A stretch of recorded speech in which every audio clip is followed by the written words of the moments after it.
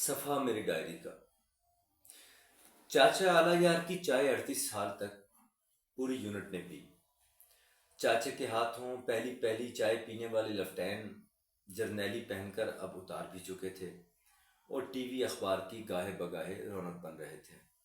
آج اعلیٰ یار کی عمر 60 سال پوری تھی اور اسے ایک مسلح، ایک قرآن اور ایک ٹوپی کے ساتھ ساتھ شیشے میں پیک تلوار تحفتاً دی جا چکی تھی۔ چاچے کی دفتر میں شاید یہ پہلی چائے تھی جو اس نے خود نہیں بنائی یا پیش کی۔ چاچا دور و دیوار کی اینٹ اینٹ کو کنکھیوں سے تاڑتا اور اس کی آنکھوں کا پانی بارہا آڑے آ جاتا۔ میں نے چاچے سے پوچھ لیا کہ چاچا پینشن کے پیسوں سے حج کرنا ہے یا کوٹھا پکا کرنا ہے۔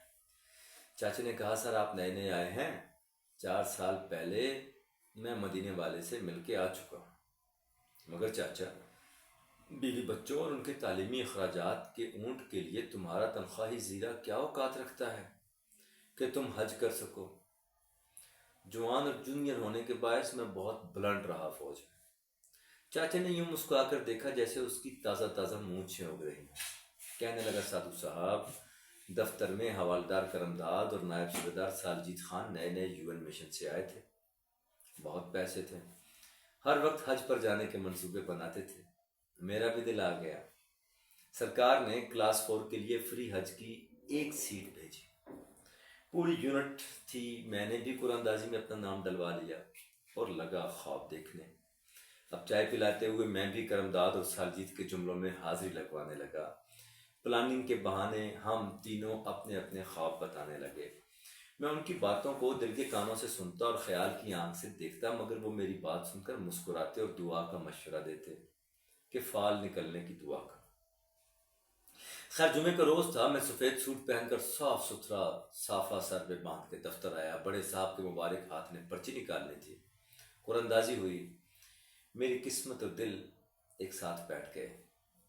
کرمداد اور سالجید دونوں کھڑے ہوئے اور اگلی واری کی دعا دے کر باہر نکل گئے۔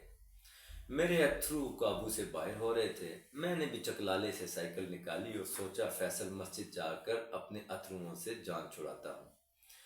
جوں جوں پیڈل چلتا اتھرو اور تیزی پکڑتے، اتنے تیز کہ مجھے لگا کہ فیصل مسجد سے پہلے ہی میرے اتھرو مک جائیں گے۔